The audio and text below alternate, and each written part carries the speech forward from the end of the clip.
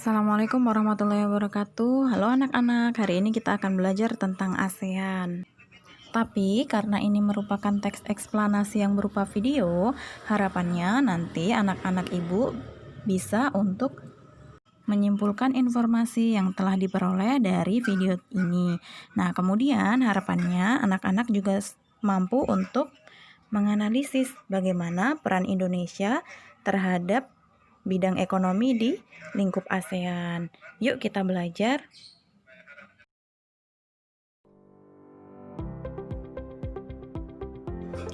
Kita telah banyak belajar tentang negara ASEAN, di mana negara ASEAN itu terdiri dari anggota-anggotanya yang merupakan negara-negara yang berada di wilayah Asia. Setiap negara yang tergabung dalam anggota ASEAN memiliki perwakilan-perwakilan atau delegasi-delegasi yang menjadi wakil negaranya masing-masing.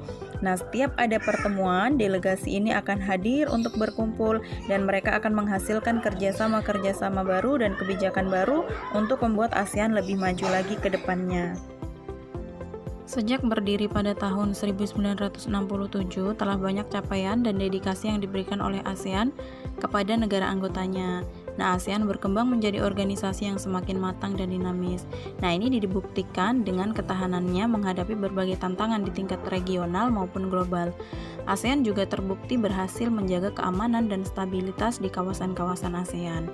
Nah, hal ini tidak terlepas dari sumbangsih dari negara-negara anggotanya, termasuk juga Indonesia. Indonesia memiliki kepentingan yang tinggi untuk memastikan ASEAN menjadi organisasi yang kuat secara internal dan dipertimbangkan secara serius oleh dunia internasional. Kebijakan tersebut dapat terlaksana apabila mereka bekerja sama dengan baik. Kerjasama tersebut meliputi kerjasama di bidang ekonomi, kemudian kerjasama di bidang politik, yang selanjutnya kerjasama di bidang sosial, kemudian ada juga kerjasama di bidang budaya, dan kerjasama di bidang yang saat ini sering sekali kita jumpai yaitu teknologi, dan juga kerjasama di bidang pendidikan.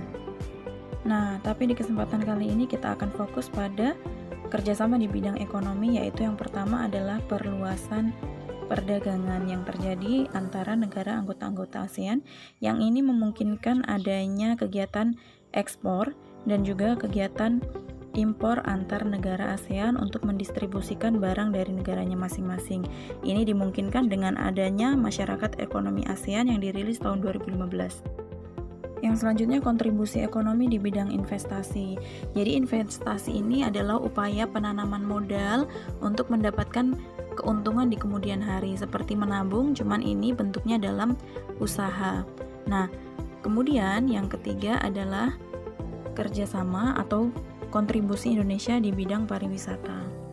Ketika pariwisata Indonesia semakin berkembang dan semakin maju, maka akan menghasilkan devisa atau keuntungan negara dan kekayaan negara yang itu akan dijadikan sebagai modal atau sebagai sumber yang nantinya akan bisa disumbangkan atau bisa diberikan juga kepada ASEAN. Nah, kita akan mengenal terlebih dahulu dengan salah satu perusahaan besar yang ada di Indonesia, yaitu PLTU Paiton, yang merupakan pembangkit listrik tenaga uap yang berdiri di Desa Binor, Kabupaten Probolinggo, Jawa Timur. Pembangkit listrik ini dikelola oleh PT Pembangkit Jawa Bali, kemudian PT Paiton Energi, dan Jawa Power. Nah, PT Paiton Energi sendiri ini bukanlah perusahaan milik negara Indonesia gitu ya. Jadi memang Indonesia bekerja sama dengan negara-negara lain untuk membuat atau menghidupkan perusahaan besar ini. Jadi PLTU Paiton itu mampu menghasilkan energi listrik sebesar 4.600 MW. Nah, inilah yang membuat Paiton menjadi pembangkit listrik tenaga uap terbesar di Indonesia, bahkan di Asia Tenggara. Nah, ini merupakan contoh dari bentuk kerjasama Indonesia dengan negara-negara asing gitu ya.